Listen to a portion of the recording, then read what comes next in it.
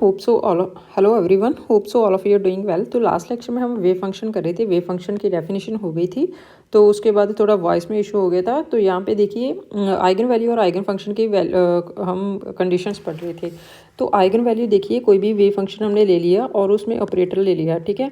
उस ऑपरेटर पे हम आइगन फंक्शन आइगन जो हमारा आइगन नहीं, जो भी हमारा फंक्शन गिवन है उसको ऑपरेट करेंगे, राइट। तो ऑपरेट करने के बाद यहाँ पे देखिए ऑपरेटर क्या था, माइनस एच का डी बाई डी एक्स, ये ऑपरेटर था हमारा।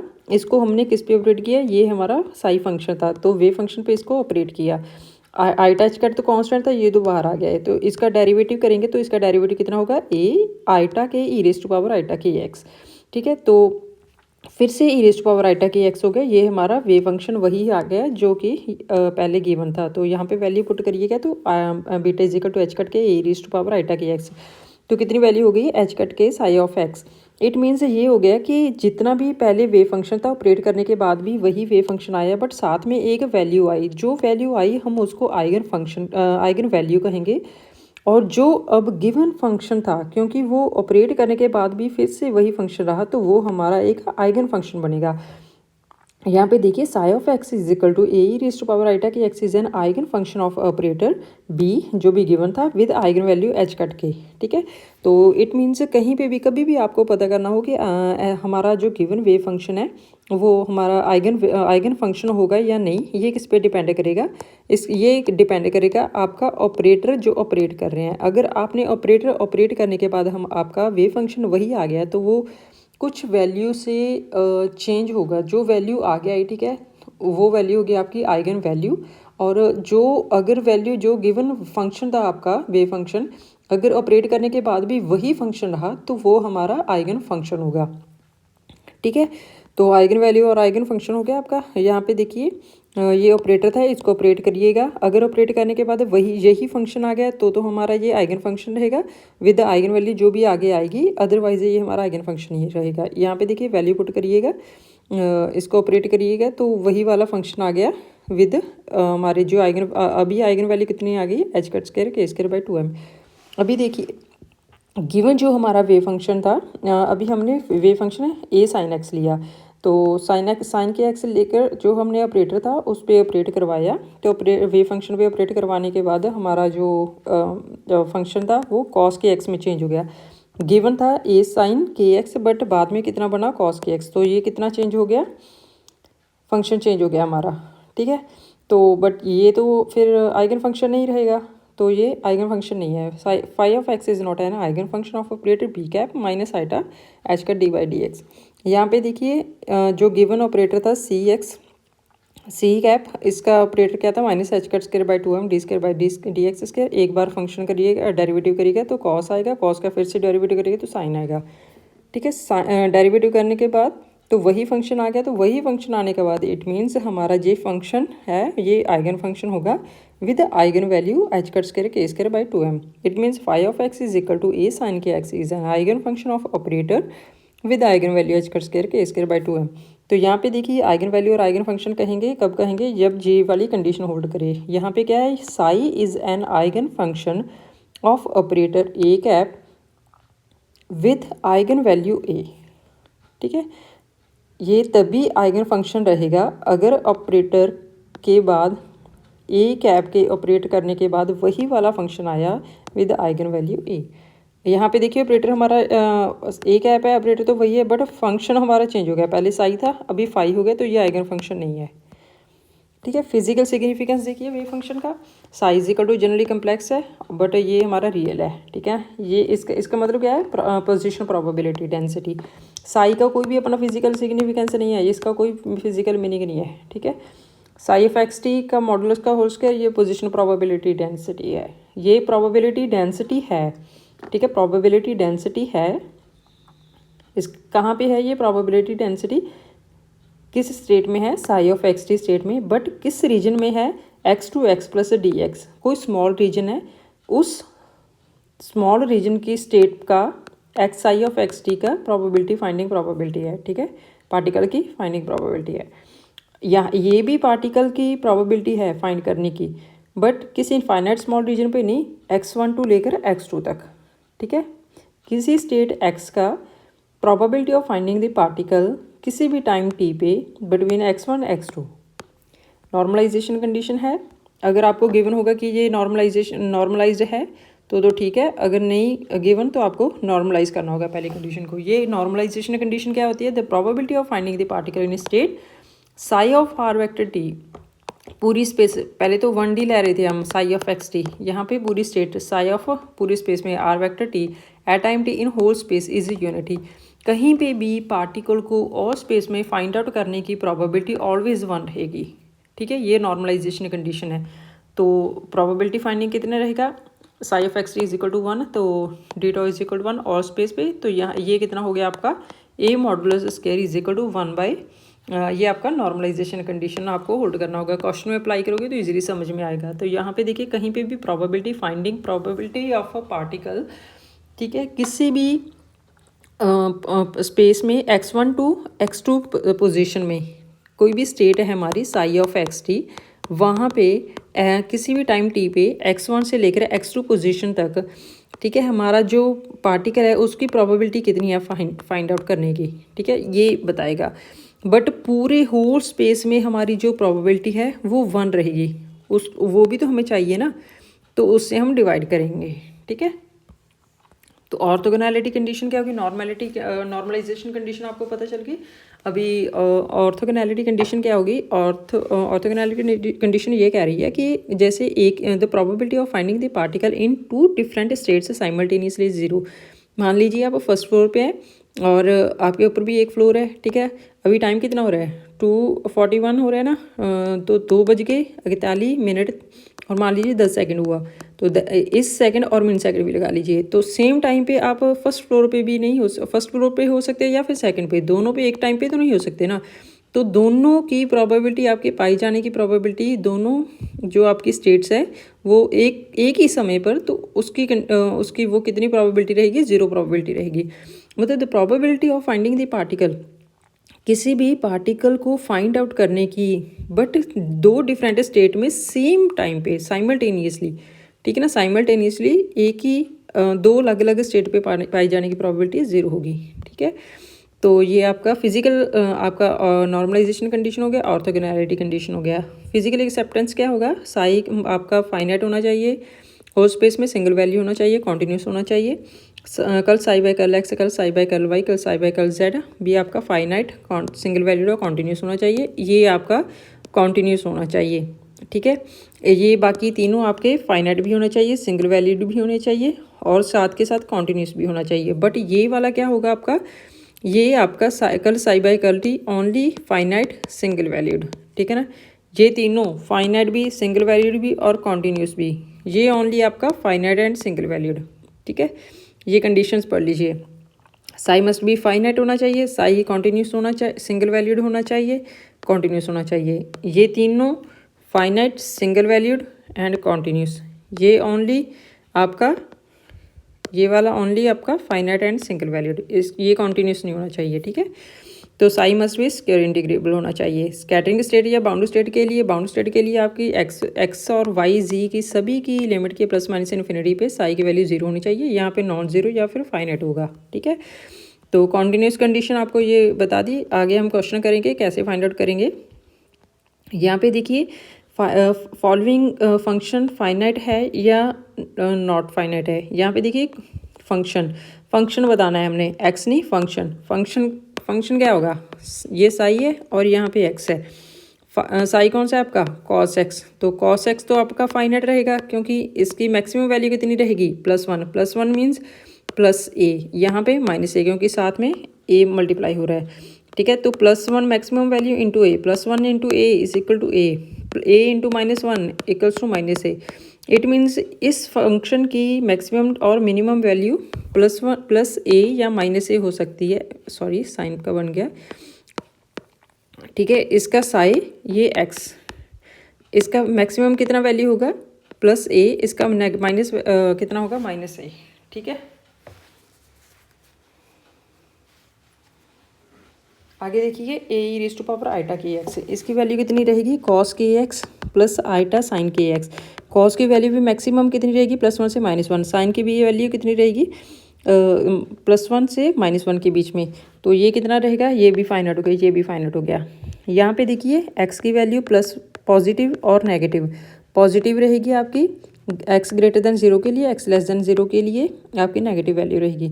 बट ये भी एक यहाँ पे देखिए ये कैसा ग्राफ बनेगा, इसमें ये मॉडुलस एक्स का ग्राफ है, ठीक है ना, प्लस ए, ये भी फाइनाइट है। फाइनाइट आपने यहाँ पे नहीं देखना, ये तो एक्स की वैल्यू है, आपने कहाँ पे देखना, फाइनाइट है along y axis. Y axis क्यों देखना, क्योंकि मुझे फाइनाइट क्या देखना है, एक्स थोड़ा ना देखना है, वैल्यू ऑफ साई देखनी है। अगर साई फाइनाइट है, साई कहाँ पे है, वाई एक्सिस पे, ठीक है ना। तो यहाँ पे देखिए जैसे कॉस में कैसे देखा था, कॉस भी हमने वाई में देखा था, तो ये फाइनाइट था। और ए रेज़ टू पावर आइटा की एक्स भी वाई एक्सिस में फाइनाइट था, और ये भी आपका वाई एक्सिस में फाइनाइट था। और अगला भी आपका ये, इसका फॉर्मूला कितना होता है, A cos k x minus sine k x, ठीक है ना, A cos theta minus iota sine theta. तो इसकी वैल्यू भी कॉस और साइन आ गया, तो कॉस और साइन की +1 और -1 इसकी मैक्सिमम और मिनिमम वैल्यू होती है। तो ये भी एक फाइनाइट हो गया, तो ये भी फाइनाइट, ये भी फाइनाइट, ये भी फाइनाइट, ये भी फाइनाइट। और इसको देखिए ये फाइनाइट हो गया, ये नॉट फाइनाइट। एक्स की वैल्यू जो होगी वो स्मॉल वैल्यू के लिए, मान लीजिए एक्स की वैल्यू हमने लिखी कोई भी वैल्यू ले लीजिए, इसको हम अलग से समझाते हैं, ठीक है ना। यहाँ पे देखिए psi is equal to x e raise to power minus कितना है, ये एक्स स्क्वायर, ठीक है। स्मॉल वैल्यू के लिए देखिए, for small value of x, for small value of x, ये एक्स डोमिनेट करेगा। For large value of x, for large value of x, ये e raise to power minus k x dominate करेगा। कैसे, यहाँ पे देखिए मान लीजिए एक्स की वैल्यू मैंने 0 पुट करी, ठीक है ना, 0 into e raise to power minus k x square, 0 into e raise to power minus 0 कितना हो गया, ये डोमिनेट नहीं करेगा। डोमिनेट कौन करेगा, ये वाला 0, यानी कि पूरी ये फंक्शन को 0 कर देगा। एक्स की वैल्यू 0 होने से ये साई हमारा फंक्शन 0 हो गया। यहाँ पे देखिए अगर एक्स की वैल्यू +1 प्लस इन्फिनिटी या माइनस इन्फिनिटी रख दूँ, ठीक है, तो e raise to power minus k x square, यानी कि e raise to power minus k plus minus infinity का होल स्क्वायर, यानी कि e raise to power minus k infinity, means यहाँ पे देखिए e raise to power minus infinity, यानी कि 1 by e raise to power infinity, यानी कि 1 बाई इन्फिनिटी, यानी कि 0, यानी कि x is equal two plus minus infinity पे भी अभी भी हमारा साइज इक्वल टू 0 हो रहा है। अभी लार्ज वैल्यू एक्स के लिए तो डोमिनेट कौन कर रहा है, ये वाली वैल्यू डोमिनेट करेगी, इसकी वजह से ये हमारा साइज 0 आया। But small value of x के लिए डोमिनेट कौन कर रहा है, एक्स कर रहा है। इट मीन्स ये बात होगी कि ये स्मॉल वैल्यू, ये स्लोली वेरिंग फंक्शन है, ये रैपिडली वेरिंग फंक्शन है। स्लोली वेरिंग फंक्शन और रैपिडली वेरिंग फंक्शन दोनों में देखिए एक्स की वैल्यू 0 पे साई 0 है, साई हमारा 0, एक्स की वैल्यू 0 पे साई 0, ठीक है ना, ये साई है, ये एक्स है, ठीक है। और जब इनफाइनाइट रहेगा तभी भी एक्स की वैल्यू पे 0 पे साई हमारा 0। इट मीन्स दोनों में देखिए आपका साई 0 ही है दोनों केसेस में, मीन्स 0 मतलब ये साई हमारा फाइनाइट रहेगा। इट मीन्स ये भी हमारा एक फाइनाइट क्या है हमारा, ये हमारा फाइनाइट फंक्शन है। इट मीन्स ये भी हमारा, और सारे फंक्शंस हमारे फाइनाइट रहेंगे, ये भी फाइनाइट है, ये सारे फाइनाइट रहेंगे, राइट। तो यहाँ पे देखिए ये भी फाइनाइट, ये हो गया हमारा, ये हमने ऑल डिस्कस कर लिया। अभी नेक्स्ट क्वेश्चन देखिएगा, अभी सिंगल वैल्यूड के देखना है। सिंगल वैल्यूड के लिए आपको कैसे पता चलेगा कि ये सिंगल वैल्यूड है, ठीक है। Psi of x is equal to x square, psi of x is equal to x square, single x की वैल्यू कोई भी वैल्यू पुट करिएगा। एक्स की वैल्यू मान लीजिए 1 पुट किया, तो यहाँ पे साई ऑफ एक्स कितना है, 1 का स्क्वायर इज इक्वल टू कितना हो गया 1। एक्स की वैल्यू 2 पे साई ऑफ एक्स कितना है, 2 का स्क्वायर इज इक्वल टू 4 आ गया। एक्स की वैल्यू 3 पे psi of x is equal to कितना है, 3 का स्क्वायर इज इक्वल टू 9। मतलब एक एक्स की वैल्यू पे उस साई की वैल्यू एक ही आ रही है, ठीक है, कितनी भी आई 1 2 4 9। दूसरी एक्स की वैल्यू ली, वहाँ पे साई ऑफ एक्स की वैल्यू एक ही आ रही है। कोई ऐसे तो नहीं है, कोई ऐसा वैल्यू है कि एक्स की एक ही वैल्यू ली आपने, वहाँ पे आपकी साई की 2 वैल्यूज़ आ गई, ऐसा तो नहीं है ना। तो मतलब ये सिंगल वैल्यूड है। साइन की और वैल्यूज़ पे 0 30 90 270 360 इन सभी वैल्यूज़ पे साइन एक्स की भी एक ही वैल्यू आएगी, एक्स की एक ही वैल्यू पे साइन एक्स की एक ही वैल्यू आएगी, मीन्स ये सिंगल वैल्यूड है। यहाँ पे देखिए एक्स की एक वैल्यू ली आपने, ठीक है ना, तो साई ऑफ एक्स में पुट करिएगा प्लस माइनस √1, मीन्स साई के आपकी +1 भी आ गई और -1 भी, मीन्स एक एक्स की वैल्यू पे साई ऑफ एक्स की 2 वैल्यूज़ आ गई, मीन्स ये सिंगल वैल्यूड फंक्शन नहीं है, ठीक है। ये सिंगल वैल्यूड नहीं है, ये सिंगल वैल्यूड है, ये सिंगल वैल्यूड है, राइट। और आगे देखिए, चेक फंक्शन इज़ कॉन्टीन्यूस और नॉट, कॉन्टीन्यूस है या नहीं है, ये कैसे पता चलेगा। Y of x is equal to 3 minus modulus of x. Continuous की कंडीशन की क्या है आपकी condition, left hand limit is equal to right hand limit is equal to f of x not. इसका क्या मतलब है कि मान लीजिए ये मॉडुलस एक्स की वैल्यू यहाँ पे देखिए, ये मॉडुलस एक्स है, मॉडुलस एक्स की वैल्यू आपकी है प्लस एक्स या माइनस एक्स। ये किसके लिए, एक्स ग्रेटर देन 0 के लिए, ये है एक्स लेस देन 0 के लिए, ठीक है ना। वैल्यू पुट करिएगा, वैल्यू पुट करिएगा 3 माइनस मॉडुलस एक्स, यहाँ पे एक सेकेंड पेन लेते हैं, यहाँ पे देखिए 3 माइनस मॉडुलस ऑफ एक्स, ठीक है। मॉडुलस एक्स की वैल्यू कितनी होगी, plus x, x greater then 0 के लिए, minus x, x less then 0 के लिए। तो यहाँ पे एक्स ग्रेटर देन 0 के लिए प्लस एक्स रखेंगे, एक्स लेस देन 0 के लिए माइनस एक्स रखेंगे। 3 माइनस एक्स यानी कि एक्स ग्रेटर देन 0 के लिए, 3 माइनस माइनस ऑफ एक्स यानी कि 3 plus x, x less than equal to 0 के लिए। तो यही लिखा हमने, 3 minus x, x greater than equal to 0 के लिए, 3 plus x, x less than equal to 0 के लिए, राइट।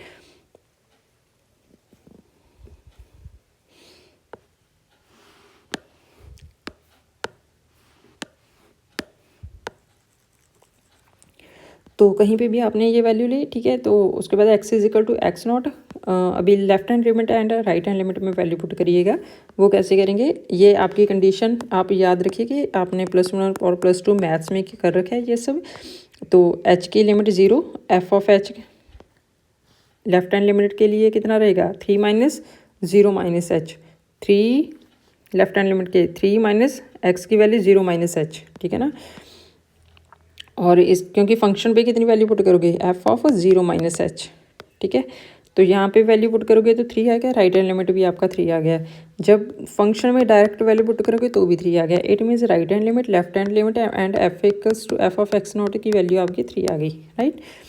तो फंक्शन अभी यहाँ पे था आपका पेंडिंग, तो फंक्शन कॉन्टीन्यूस बट पर डेरिवेटिव आपका डिसकॉन्टीन्यूस रहेगा। इसका मतलब क्या है, यहाँ पे देखिए ये फंक्शन है, फंक्शन कौन सा था हमारा, इसके लिए आप ग्राफ ड्रॉ करिएगा, f y is equal to 3 minus x था आपका ग्राफ, ठीक है। तो इसके लिए आपने क्या करना है, एक्स की वैल्यू पुट करिएगा और वाई की वैल्यू पुट करिएगा। दोनों की वैल्यू पुट करने के बाद यहाँ पे देखिए कैसे बनेगा, 0 1 2 3 4 5 6 वैल्यू पुट करते रहिएगा और वाई की वैल्यू पुट करते रहिएगा। पहले पॉजिटिव में वैल्यू पुट करिएगा तो ऐसे ग्राफ बनेगा और ये डिक्रीज़ करेगा, ये दोनों साइड डिक्रीज़ करेंगे। यहाँ पे दोनों का वैल्यू मैच करेगा 3 भी।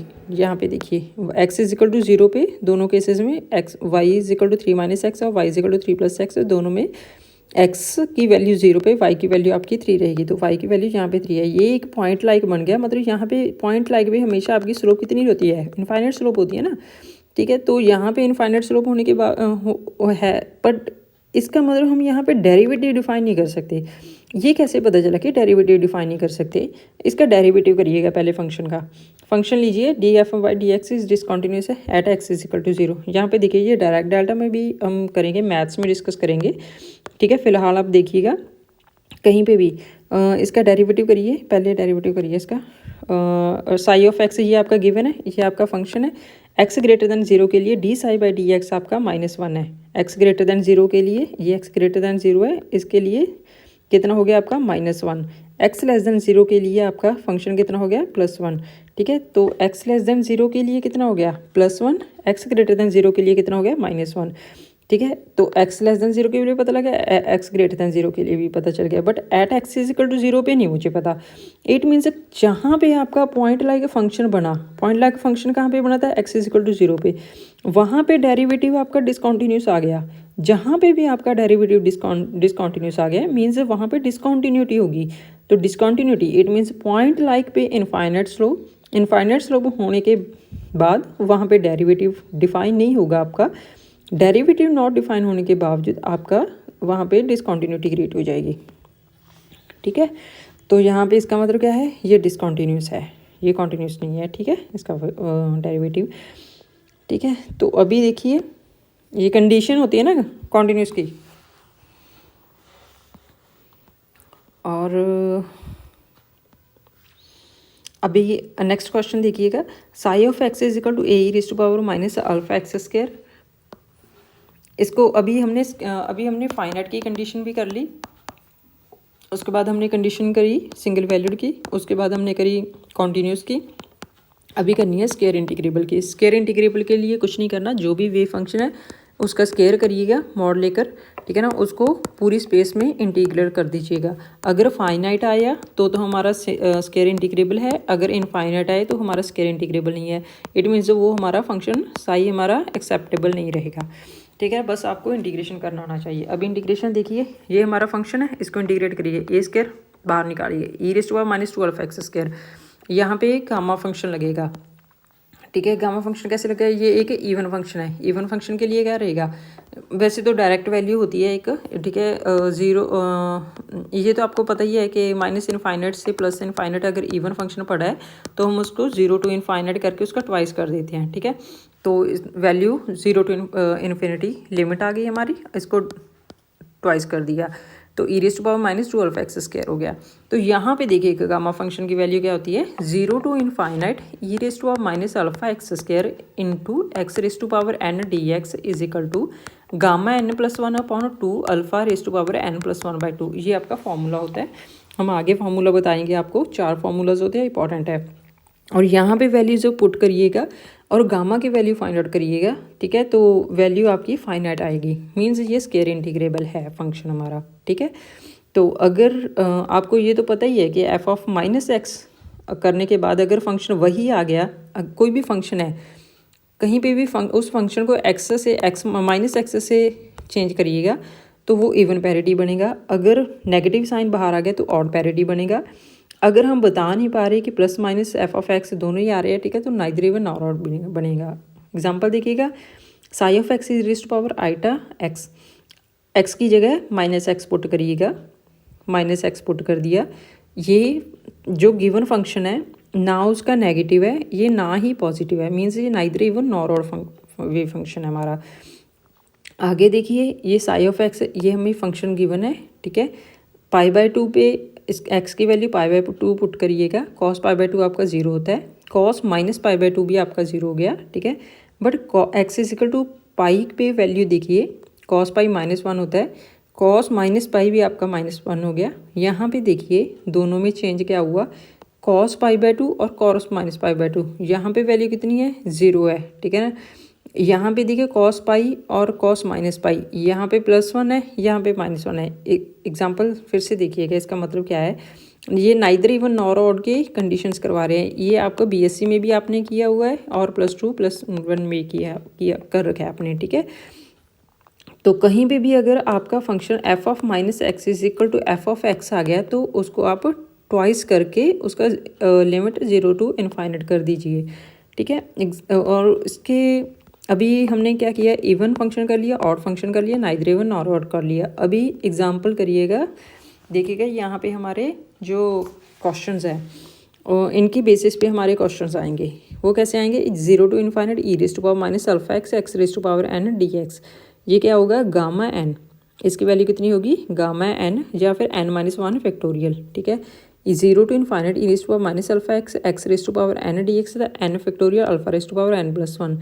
0 to infinite e raise to power minus alpha x square x raise to power n d x, gamma n+1/2 2 alpha raise to power n+1/2, ठीक है। माइनस इनफाइनाइट से plus infinite e raise to power minus alpha x square plus beta x under pi by alpha exponential beta square by 4 alpha, ठीक है। तो फिर से देख लीजिएगा यहाँ पे, ठीक है, आपको ये इंपॉर्टेंट फार्मूला है जो लास्ट वाला है, e raise to power minus alpha x square plus beta x is equal to under pi by alpha exponential beta square by 4 alpha, ठीक है। एक और फार्मूला है -0 to infinite e raise to power minus alpha x square x raise to power n d x is equal to gamma n+1/2 upon 2 alpha raise to power n+1/2, ठीक है। और ये दोनों इंपॉर्टेंट रहेंगे फार्मूलाज। और एक और फार्मूला, ये तो सिंपल ही फार्मूला है, ये तो गामा फंक्शन की डेफिनेशन है, 0 to infinite e raise to power minus x x raise to power n-1 d x is equal to gamma n का आपका, क्योंकि गामा फंक्शन में भी हम पढ़ेंगे, वहाँ पे भी आपको गामा एन की डेफिनेशन बतानी होगी, तो 0 to infinite e raise to power minus x x raise to power n-1 आप डायरेक्ट करेंगे। और एक यहाँ पे कितना था, e raise to power minus alpha x square था, यहाँ पे है e raise to power minus alpha x, x raise to power n d x, यहाँ पे डायरेक्ट है n factorial alpha raise to power n plus one. एक और बात ध्यान में रखनी होगी, गामा एन की वैल्यू आपको n gamma n plus one की वैल्यू एन गामा एन आएगी आपकी, ठीक है। तो ये आपका हो गया। अभी आपने इवन ऑड फंक्शन कर लिया और ये फार्मूलाज कर लिए, ये इंपॉर्टेंट फार्मूलाज आ सारी, ठीक है। और यहाँ पे देखिए आपको क्या करना है, psi of x is equal to ये हमने चेक करना है कि ये स्क्वायर इंटीग्रेबल है, ये अभी हमने बताना है। आपकी सभी कंडीशंस आपको बता दी कि फाइनाइट कैसे चेक करोगे, सिंगल वैल्यूड कैसे चेक करोगे, continuous, square integrable, all conditions हो गई। अभी वेव फंक्शन चेक करना है कि एक्सेप्टेबल होगा या नहीं। एक्सेप्टेबल वेव फंक्शन के लिए आपको कौन कौन सी कंडीशन बताई थी हमने, साई आपका फाइनाइट होना चाहिए, सिंगल वैल्यूड होना चाहिए, कॉन्टीन्यूस होना चाहिए। Curl psi by curl x y z ये आपका फाइनाइट, सिंगल वैल्यूड और कॉन्टीन्यूस होना चाहिए। बट जो curl psi by curl t है ये आपका फाइनाइट एंड सिंगल वैल्यूड होना चाहिए, और साई आपका स्क्वायर इंटीग्रेबल होना चाहिए। इन सभी कंडीशन होल्ड करने के बाद आपका वेव फंक्शन एक्सेप्टेबल रहेगा। तो यहाँ पे देखिए ये आपका वेव फंक्शन एक्सेप्टेबल है या नहीं, ये कैसे पता चलेगा, पहले फाइनाइट देखिएगा। देखिए हमने ऊपर किया था कि ये हमें स्लोली वेरिंग फंक्शन है, ये रैपिडली वेरिंग फंक्शन है, फाइनाइट कंडीशन होल्ड कर रही है, ठीक है। यहाँ पे देखिए largely dominant x is equal to 0 पे ये फाइनाइट कंडीशन होल्ड कर लिया है। सिंगल वैल्यूड का भी कर लिया था हमने, ठीक है ना, कॉन्टीन्यूस पे भी हमने डिस्कस कर लिया था।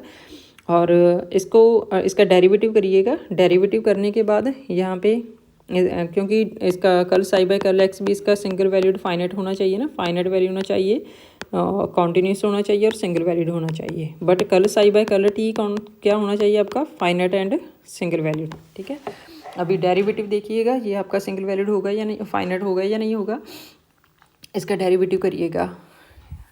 फर्स्ट फंक्शन, ठीक है, और derivative of second function, derivative of second function first as it is, और फर्स्ट का डेरिवेटिव और सेकंड एज इट इज़, ठीक है। ये है यहाँ पे देखिए ये दोनों फाइनाइट रहेंगे और ये भी टर्म फाइनाइट रहेगी। तो फाइनाइट में से फाइनाइट सब्ट्रैक्ट करेंगे तो ऑलवेज फाइनाइट रहेगा। स्क्वायर इंटीग्रेबल करेंगे तो यहाँ पे कौन सा फार्मूला लग रहा है, यहाँ पे फार्मूला लग रहा है जीरो, ये देखिए इवन फंक्शन है तो इसको ट्वाइस कर दीजिए तो 0 टू इनफाइनाइट हो जाएगा, ठीक है ना। अगर नहीं करना तो बस डायरेक्ट ही अपना माइनस इनफाइनाइट से प्लस इनफाइनाइट वाला फार्मूला लगाइए, e raise to power minus alpha x square x raise to power n d x करके, और गामा एन प्लस 1/2 ये वाला फार्मूला लगा यहाँ पे, ये वाली वैल्यू, ठीक है।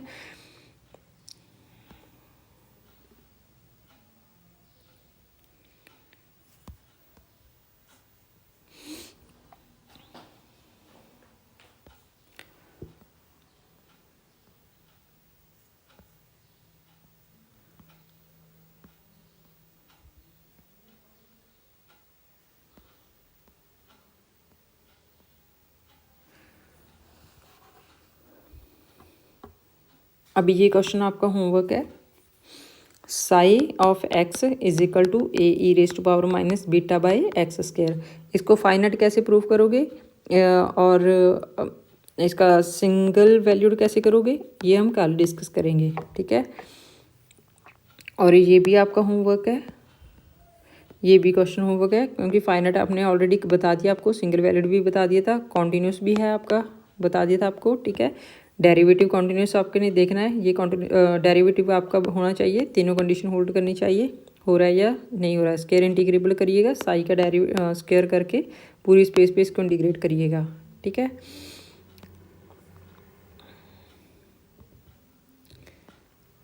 तो एक क्वेश्चन देखिएगा यहाँ पे, ये रहा प्रोबेबिलिटी फाइंड आउट करने का। ये प्रोबेबिलिटी कैसे फाइंड आउट करेंगे, the state of quantum mechanical particle in one dimensional position is represented by wave function psi of x sine pi x by a 0 to x less than a और 0 otherwise the probability of finding the particle a/4 3a/4। ये देखिए ये interval small है, ठीक है, a/4 और 3a/4, तो interval इसने बता दिया, ऑलरेडी बता दिया, हमें कुछ करने की ज़रूरत नहीं है। पहले हमें नॉर्मलाइजेशन कंडीशन पता करनी चाहिए कि ये नॉर्मलाइज है या नहीं, wave function given wave function normalize कैसे पता चलेगा हमें, वेव फंक्शन पूरे स्पेस में उसकी probability of finding a particle unity होनी चाहिए, राइट। तो यहाँ पे देखिए इसको कैसे करेंगे, पहले प्रोबेबिलिटी देखिएगा। प्रोबेबिलिटी का फॉर्मूला होता है आपका इंटीग्रल करिएगा x1 से x2 तक। तो इंटीग्रेशन करने के बाद इंटीग्रेशन की लिमिट देखिएगा कितनी लेंगे आप लोग, a/4 से 3a/4। तो इसका स्क्वायर करिएगा, यहाँ पे देखिए ये स्क्वायर कर रखा है हमने। और लिमिट देखिए कितनी बता रखी थी इसने, माइनस इनफाइनाइट से प्लस इनफाइनाइट। पूरे स्पेस पे लेते हैं ना, पूरे स्पेस पे तो है नहीं, वेव फंक्शन किस किस कहाँ तक दे रखा है उसने, ठीक है, 0 to a तक दे रखा है पूरा वेव फंक्शन में। यहाँ पे देखिए ये वेव फंक्शन कहाँ तक दे रखा है, ये सिर्फ 0 to a है। पूरी लिमिट को तोड़ दो, माइनस इनफाइनाइट से प्लस इनफाइनाइट वाली लिमिट को तोड़ दो। पहले माइनस इनफाइनाइट से यहाँ पे 0 आ गया, 0 से a to infinite. Wave function कहाँ पे एग्जिस्ट कर रहा है, ओनली इस स्पेस में। यहाँ पे भी 0 है, यहाँ पे भी 0 है, तो ओनली इस स्पेस को हम इंटीग्रल करेंगे। तो a/4 से 3a/4, इसको इंटीग्रेट करिए और इसको इंटीग्रेट करिए। यहाँ पे साइन स्क्वायर एक्स का फॉर्मूला लिखिएगा 1 - cos 2θ/2, ठीक है ना, 1 - cos 2θ/2। और इसका भी आ गया 1 - cos 2θ/2, दोनों 2 कैंसिल हो गए। और यहाँ पे आप लिमिट अप्लाई करिएगा, ठीक है। ये इंटीग्रेशन आपको खुद से करना है, ये प्रोबेबिलिटी आ गई आपकी, राइट। तो एक और क्वेश्चन देखिएगा, यहाँ पे आपको पार्टिकल का पोजीशन स्पेस का आपका दे रखा है, ए रियल कांस्टेंट है, प्रोबेबिलिटी फाइंड आउट करनी है x > 0 के लिए। यहाँ पे डायरेक्ट ही आपको क्या करना है, साई दे रखा है। प्रोबेबिलिटी के लिए आपको फंक्शन का स्क्वायर करिएगा और 0 to इनफाइनाइट किस पोजीशन पे लगेगा, ये माइनस इनफाइनाइट से प्लस इनफाइनाइट तक, इसको भी इंटीग्रेट करिएगा, ठीक है। क्योंकि वैसे भी ये ना सिंपली कैसे इंटीग्रेट करोगे आप लोग, ये बात ध्यान में रखिएगा कि ये पैरिटी इवन है, ये भी इवन फंक्शन है, तो दोनों 0 to इनफाइनाइट हो जाएंगे, ठीक है।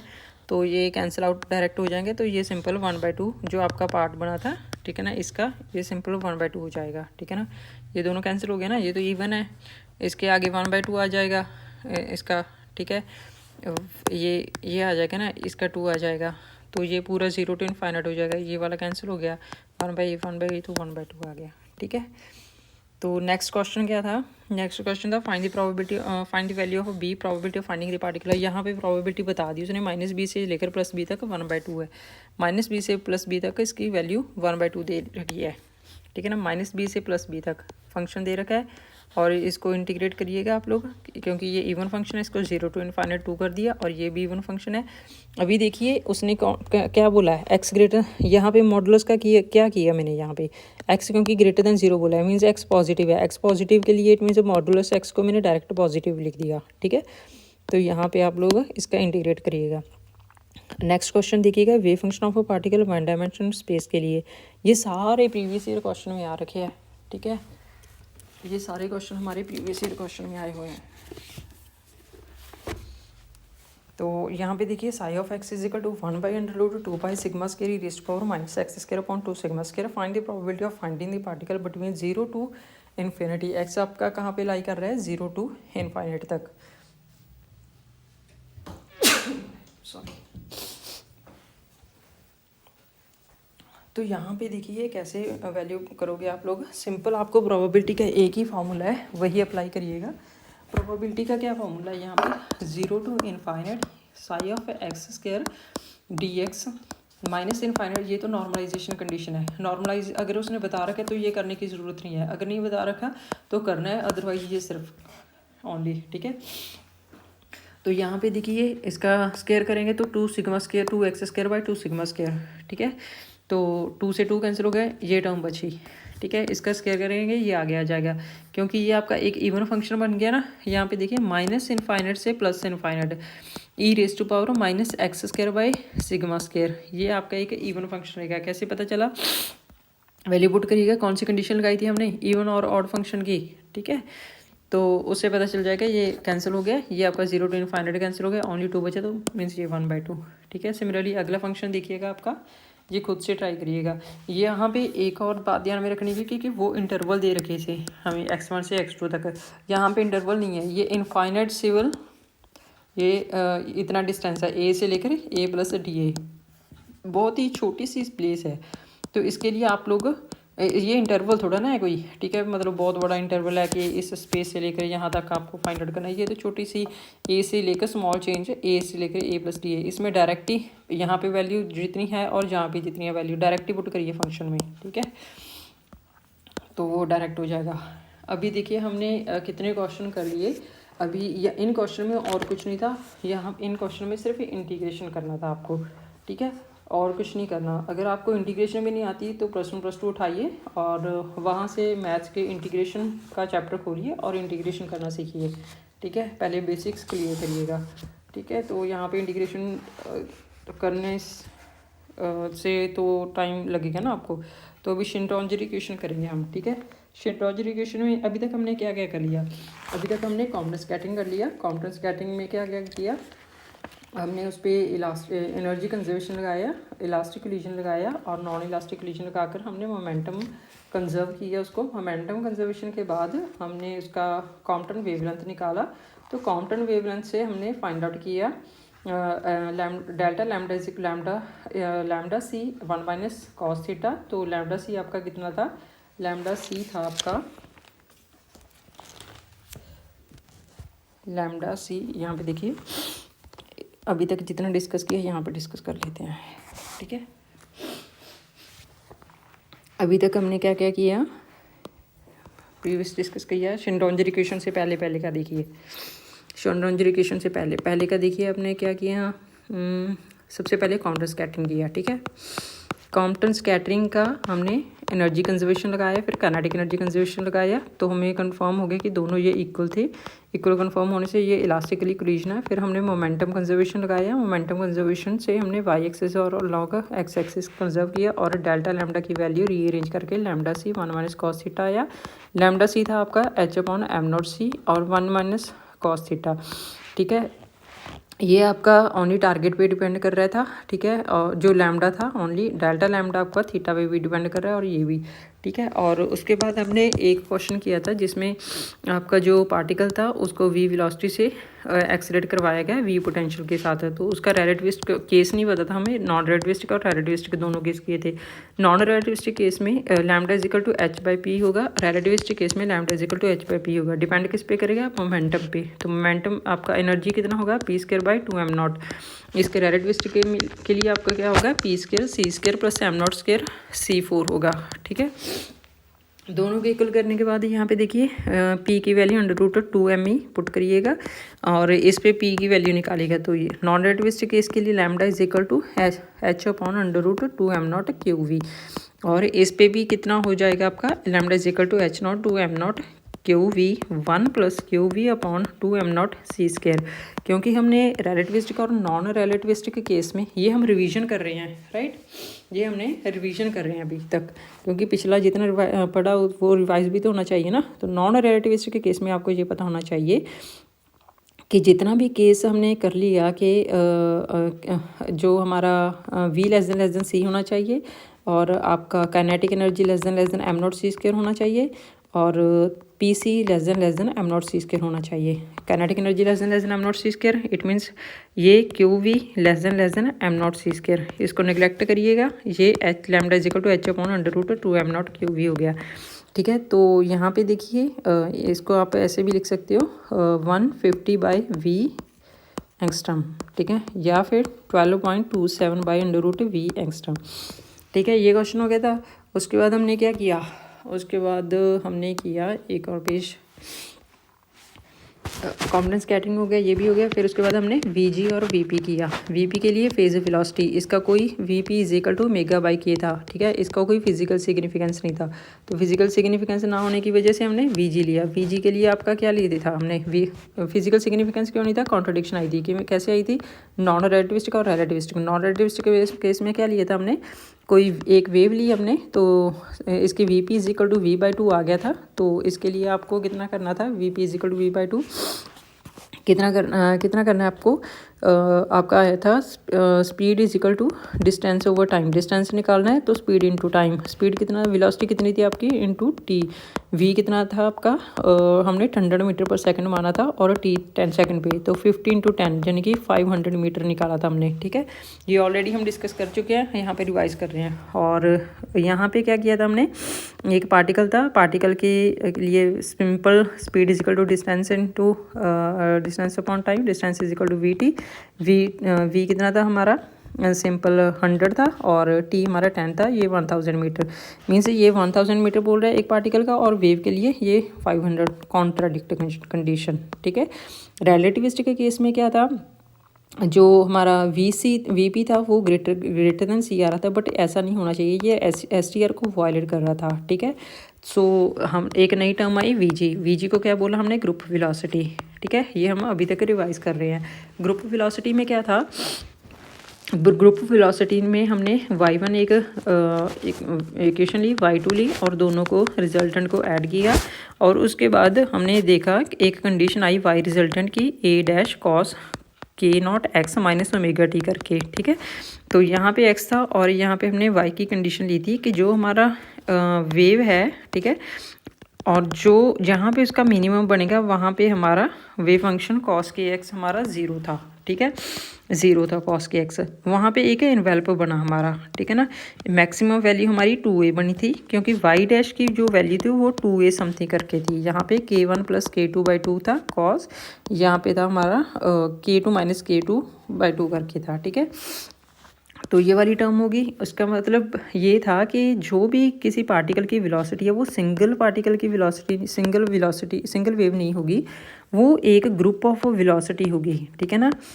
इट मीन्स वीपी का कोई कंसेप्ट नहीं है हमारे चैप्टर में, हमारे चैप्टर में है वीजी का कंसेप्ट। ठीक है, फिर उसके बाद हमने दोनों में रिलेशन किया था, वीपी और वीजी में रिलेशन किया था। 3 रिलेशन थे, तीनों रिलेशन याद करिएगा कैसे थे। Vp is equal to vg is equal to VP plus क्या था यहाँ पे, प्लस के डीवीपी बाई डी के, या फिर v g is equal to VP plus p d v p by d p, या फिर v g is equal to VP plus चल रहा v g is equal to v p minus lambda d v p upon d lambda.